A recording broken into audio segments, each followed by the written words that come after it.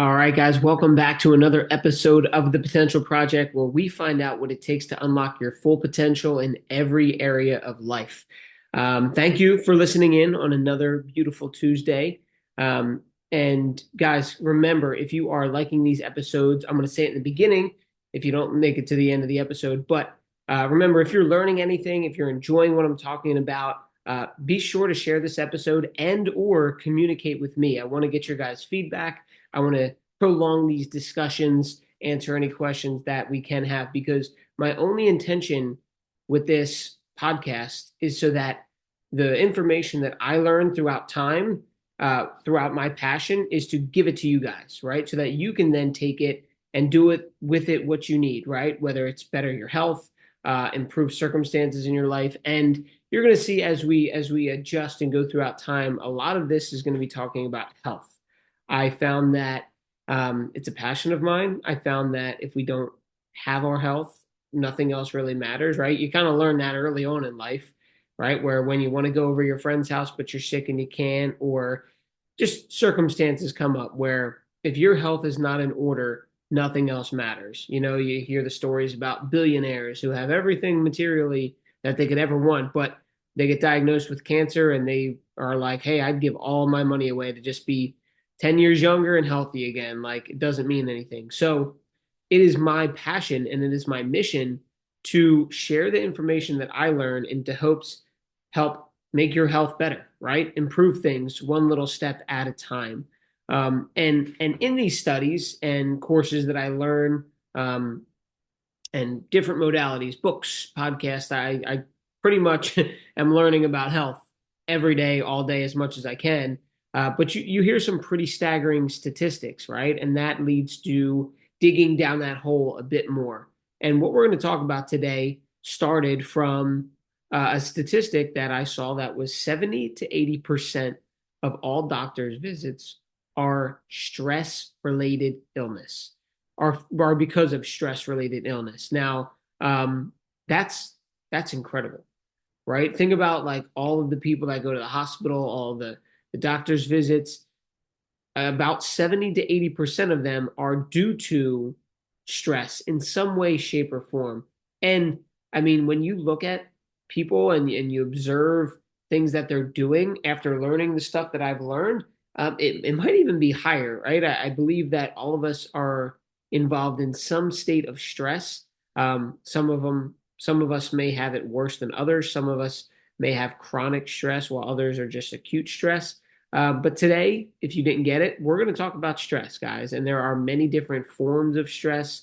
There's different factors of it, what it does to your body, how we cope with it, the effects it has on us in our life. And we're going to dive into a good bit of that, right? Like, I feel like you could do probably a week-long seminar on stress. If you had the top people in the world who are the doctors and you know, people who are just the top in their field. They could talk about stress for a long time, but we're going to condense this down to a shorter episode so that you can get some actionable tips. You can get some knowledge, right? So learn a few things, but actually take action on some of those things to better your scenario, right? And I always say, like about knowledge, right? When you learn something, it's not necessarily power because you have to take action, but I like the phrase knowledge is empowerment, right? Because as I am learning things, I am way more empowered to take action and make an adjustment in my life rather than not knowing them at all. Like before I knew the information about stress, I wasn't taking any action on it. But when you learn and you see the facts and you see the causes and you see how your life can improve by a couple simple measures, you're more prone to take action. So the way I see it is knowledge is not power. Knowledge is empowerment. So I hope to empower you guys today. So let's break it down, right? There are two types of stress. There is distress and eustress. Now, distress is the bad stress, which is mainly what we're going to talk about, and eustress is the good stress, right? Like, let's say you enjoy a roller coaster and you're like, arms are up and you're enjoying yourself, or you're snowboarding or something like that. That is stress on the body, but it is euphoric, right? It's a good stress, and that's not going to cause a ton of the negative things that we're going to talk about today. We're going to put that to the side though, and we're going to focus on distress. I just wanted to clarify that everyone encounters stress, but it isn't always a bad stress. Like there are good stressors that happen in the body. And I might point out that stress is pivotal and it's important. Not, it's not important, it's essential for us to have, right? If we didn't have stress, we would die, right? We need to know when something's going on, our body sends signals so that we can take action and chemicals reactions happen or physical reactions happen to help ourselves when stress occurs. So stress is necessary. But to define it in simple terms, distress is any influence, internal or external, that causes or leads malfunction in the body. So think about that. Anything that happens internally or externally that can cause malfunction, right? Something to not operate properly.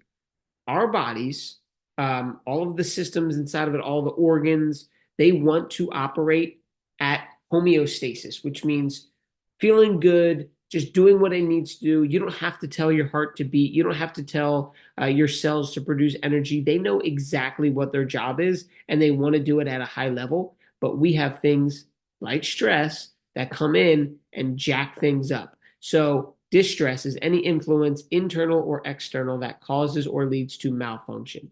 So what are those, right? There are three types of stress that we're going to talk about today. The first type is mental and emotional and spiritual. Like jumble that in one: mental, emotional, and spiritual.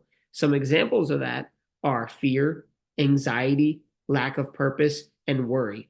I'm sure you've all experienced those feelings before. You've all been fearful before, all probably have had anxiety, lack of purpose, and worry. And how does that feel, right? Your stomach's in knots. You might be sweating. Your heart's racing. Like there's these um, you know, factors that happen to our body when we're experiencing those mental, emotional, and spiritual stressors, which cause a bunch of problems to happen in our body. But the second type that we're going to talk about is physical and biomechanical. These are things like trauma, fractures, injuries, and poor posture. Now, I'm only listing off a few from each of these categories. There's a larger list, but I'm just giving you a few so that you get the idea, right? So for physical and biomechanical, these are actual things that happen. You got into a car accident, you broke your arm, you got a concussion, you sit in a chair hunched over all day, poor posture, any type of trauma. That is what we're talking about in the physical and biomechanical. And then the third bucket is chemical and biochemical stress, right? I'm jumbling my words here, but you get the point. So the third bucket we're going to talk about is chemical and biochemical, which are things like inflammatory foods, alcohol, caffeine, sleep deprivation, pesticides, chemicals, drugs, and a whole bunch more. Now, of these three categories, I think it's most, and maybe it's just me, I thought it was most alarming in the third bucket, the chemical and biochemical, because a lot of times these are things that we can't see or don't notice, right? Like if you got into a car accident and broke your arm, you of course know, ouch, that hurts, you need surgery. Like there's a lot that's going on that you can tell that that's stressful. Or, you always have anxiety, your stomach's in knots, you can't sleep at night. Like you can know when that stuff is happening, and maybe you have a technique to calm yourself down, like a breathing technique or meditation. Or for the physical ones, right, you ice your arm, you put a cast on it, right? You're doing those things, and we can touch it, see it, and feel it in this material world. Whereas in that third bucket, the chemical and biochemical, these are a lot of things that we don't even notice, right? Due to they're everywhere, and we kind of have this filter of being in a state of low dose chronic stress that we kind of think it's normal, like inflammatory foods. Maybe you're eating some things that are causing a response in your body that's not ideal, but we think that's normal because we've been eating them our whole lives, right? We don't know what good feels like. Um, Alcohol. I'm pretty sure everyone knows if you overdrank, what a hangover feels like. That's stress on the body, right? Caffeine. Good example is I'm trying to limit my caffeine intake. And for a couple hours, even before I film this, I've had a crazy headache because I didn't have any coffee today. And that's a good sign to tell me that there's a deficiency there. There's stress going on. Because if you take yourself off of something and there's a response like that, like a negative response, that's a good sign that there's malfunction going on. So you need to push through it, right? Sometimes when you do a cleanse or a detox, you might have flu-like symptoms or feel like you have a cold, and you need to give yourself that day or two to flush it out of your system, and then you will feel better. So hopefully tomorrow, no headache from the lack of caffeine. Um, Sleep deprivation, right? You can feel that, but it's like these are things that you don't associate so black and white with stress, right? Like a broken arm. But what stress is, right? When you get these stress responses, what it is it's a response to protect the body from harm. And what it does is it releases adrenaline into your bloodstream. So cortisol is the stress hormone and adrenaline, right? So, for example, let's go back to the car crash, right?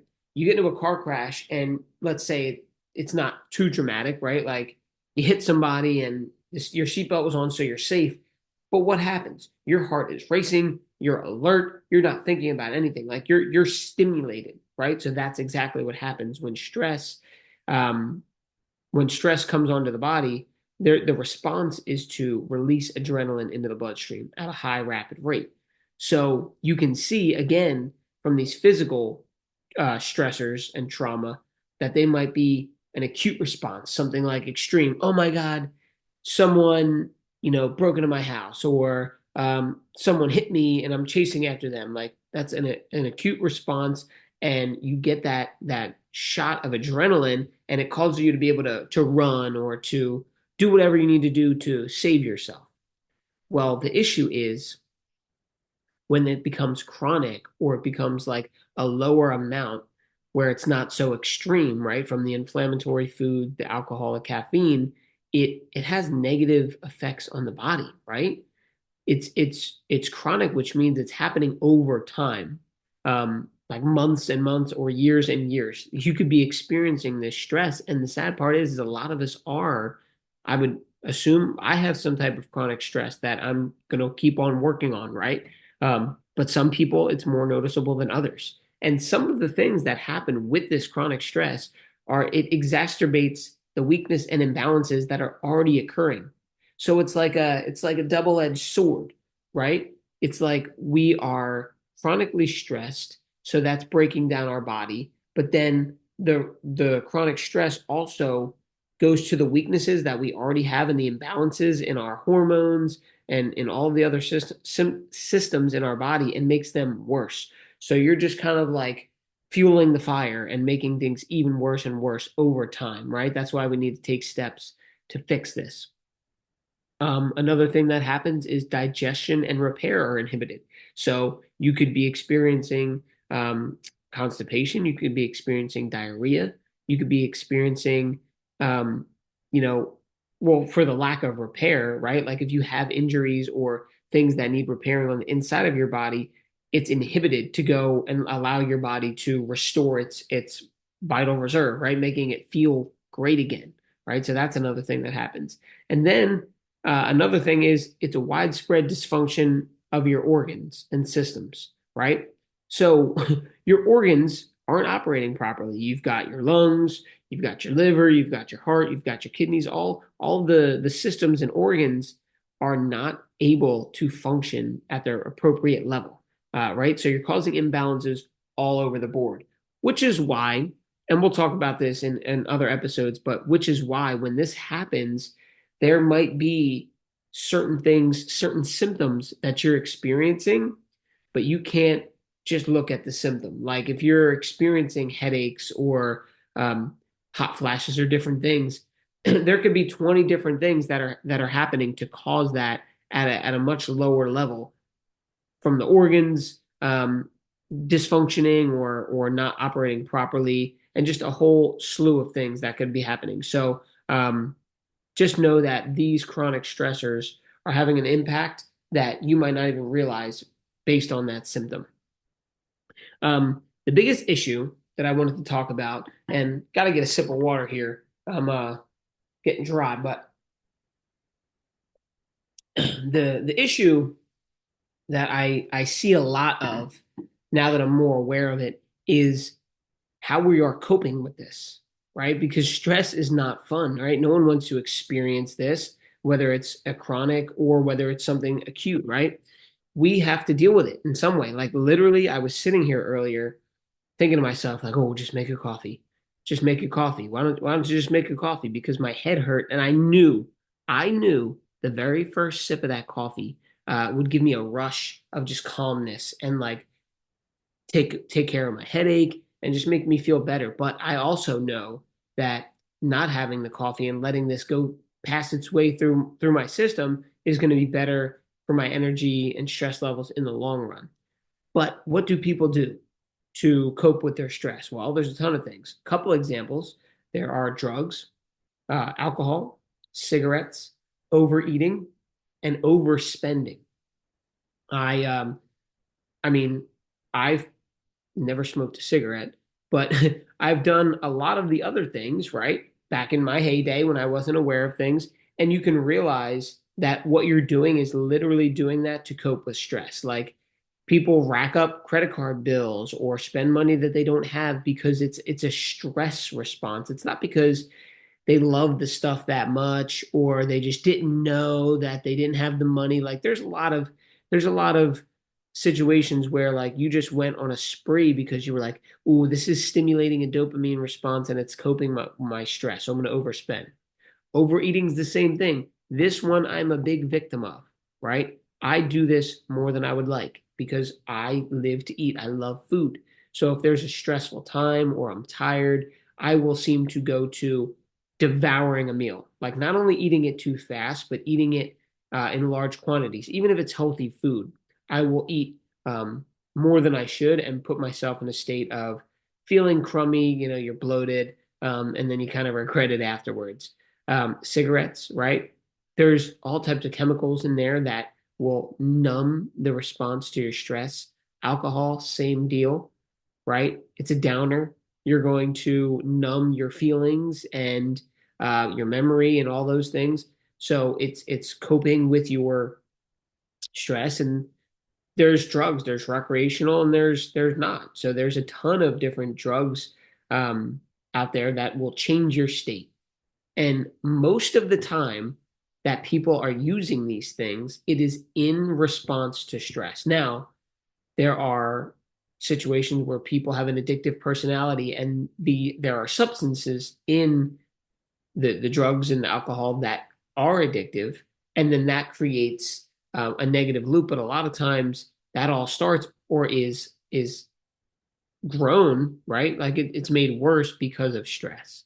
So if all this talk about how common stress is, how many people go to see their doctor because of stress, leading to all of these negative coping mechanisms that are not good for your lifestyle. It's like, what do we do about it, right? And there are a ton of things that we can do about it, but the first is to be aware. Like I said in the beginning, if you can if you can hear anything that I'm saying, it's to just be empowered to know that there are things happening to us. You're probably dealing with a lot of stress that maybe you didn't realize at the beginning, but now you're like, whoa, um, I'm eating inflammatory foods. I'm drinking alcohol. I'm using chemicals on my countertops. Like that's all stress, right? So what do we do about it? Well, the first thing you can do, and this one is more for your mental and emotional stressors, but it's to change your point of view, right? If you're thinking about your thoughts more, you're in control. So let me give you an example, right? Divorce can be a terrible stress for someone. They had a good thing going, it's not working out, someone cheats on the other one, and you just end up getting a divorce. You didn't plan on it, obviously, when you got married, and that's a very stressful time. Whereas another situation could be someone's in an abusive relationship and they're being hit and they're being verbally abused and it's been going on for a long time and then they finally get a divorce and that's such great relief for them and now they're in a better place, right? So that was all of your perspective, right? It was, based on a scenario, but just as an example, a divorce could be a good thing or it could be a bad thing. And if you change your point of view to be an optimist rather than a pessimist, you could realize that a lot of things in life are happening for you, not to you, right? You get into um, I, I'm lost for examples, but like you get into a little fender bender. I know I keep going back to the car accident, but let's say you bump somebody's car and that's unfortunate because you scratched your bumper. But little did you know that could have saved you from a fatal accident 5 minutes up the road, right? You don't know. So if you have an optimistic point of view, that will help relieve some of your stress because you won't bottle it up and feel that queasiness in your stomach, right? You'll be able to take some deep belly breaths and stay calm. And then the other things are to reduce your exposure, right? And now this, I'm talking about more of those chemical stressors, the ones that are a lot of times invisible, right? So these are the ones that you really got to watch out for because if you're not paying attention, they could take on a lot of stress in your body. So one thing you can do is eat organic, right? Organic foods are not sprayed with pesticides and herbicides, and even though they might not have more or less nutrients than the other foods, but they don't have the chemicals. So when you're consuming them, your body isn't having to filter out all of those toxins, chemicals, and create stress on the body. So eating organic is huge. I'm talking everything from your fruits, your vegetables, your meats are huge, right? Like if you're eating grass-fed beef rather than, you know, a cow that was stuffed in a little cell and fed corn and soy and pumped with, HGH and all types of stuff, right? You're eating that, right? So you are what the food you eat eats. So eating organic across the board will help your exposure to those toxins. Next thing you can do is filter your water. Now, I want to start by saying some of these things can get expensive, and there's other ways that you can do it on a cheaper alternative, but it's just important to be aware of it, right? So filtering your water can be something like getting a reverse osmosis filter for your countertop, a charcoal filter, or you could go to the extreme of purchasing a whole house filter, which, if you have the money for that, is the best way to do it. Because not only does the water that you drink and use with your food go into your body, well, it goes into your body through your skin. So when you're washing your hands, when you're showering, like think about hot water pouring on your head and totally submerging your body in water that has, who knows, chemicals, metals, different things in there, and that is harming your body. Your body has to then go filter that stuff out. So it can cause a lot of problems, right?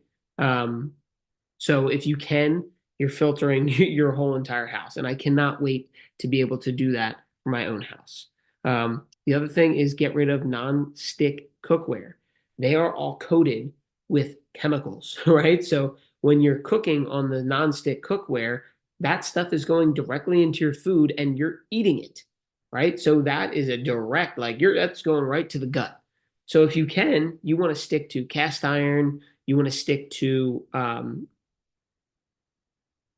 lost my train of thought there. Cast iron and stainless steel. Sorry about that. Even though you might have to learn some techniques on how to heat your pan up properly so that things don't stick or what have you, that's way better to learn than just trying to spend less time on the dishes, right? If you're eating on that stuff, it's causing a lot of problems. And I didn't want to put all the details in this episode, so it wasn't that long, but you can look up the details and we can talk about it another time. But like cancers and all types of negative side effects. Another thing is air filters. Again, this is something that can become, a couple $1,000s if you get it for your whole entire house. But a HEPA air filter on your vacuum or on your, if you have AC in your house, can help because there's toxins and chemicals in the air that are not being filtered out properly. But what you can do, another step is to just spend more time outside, right? If you're in the house or in an office building for a ton of hours, well, you're inhaling that stuff. So why don't you get yourself outside for a couple minutes or break it up and go for a few walks throughout the day? And then the other thing that I want to say is eliminate all personal care products with chemicals and fragrances. So you're talking your lotions, your shampoos, your deodorant, your makeup, right? There's tons of stuff that we coat our body with that have a lot of chemicals. So you can look on the back, you can read for certain chemicals. There's actually an app called YUKA. I call it Yucca, but you can scan these products and it'll give you an alert if there's any of these dangerous chemicals on the back, right? That's something amazing you can do because if you're rubbing lotion into your skin, it's absorbing into there and it's full of fragrances and chemicals. That's just no good, right? Like, I hope, even though I'm not getting too nitty gritty into the science, which I can in other episodes, but I wanted to keep it baseline here. I'm hoping that you guys can see how this can be a problem, right? That if you're rubbing chemicals into your skin and into your scalp, that it's probably no good long term for your body, or if you're drinking water that has chemicals in it. And the last thing that I want to touch on before we wrap it up for today is your devices, right? We've got cell phones, we've got iPads, we've got Wi-Fi, we've got whatever, TVs, smart TVs. These are all sending signals that you can't see across the world, right? Like, how else does phone calls and text messages and emails come to your phone? Well, they're it's energy, it's waves, it's coming and it's invisible and it's going through your body and it's passing through stone and walls and it's everywhere, right? So little things you can do are to keep your phone away from your head while you're sleeping or out of the room. You can turn off your Wi-Fi router at nighttime, like little things, right? And these might seem foo-foo because you can't see them, but it does have an impact on your sleep and on the stress that's hitting your body. So, guys, I hope that helped, right? I hope that number one, you learned a little bit of something that will empower you to be more aware, right? You can start taking small actions and just be more aware of, hey, how stressed am I? How am I feeling? And what are some of these responses that are affecting my body? And then hopefully those couple tips at the end are some quick, free ways that you can start to improve your life. So be aware of how you're feeling, what stressors are going on, talk to somebody about it, and start taking some steps in the right direction. Like I always say, guys, if you have any questions, feel free to reach out and we can further this conversation. But until next time, I hope you have an amazing day and go be great today.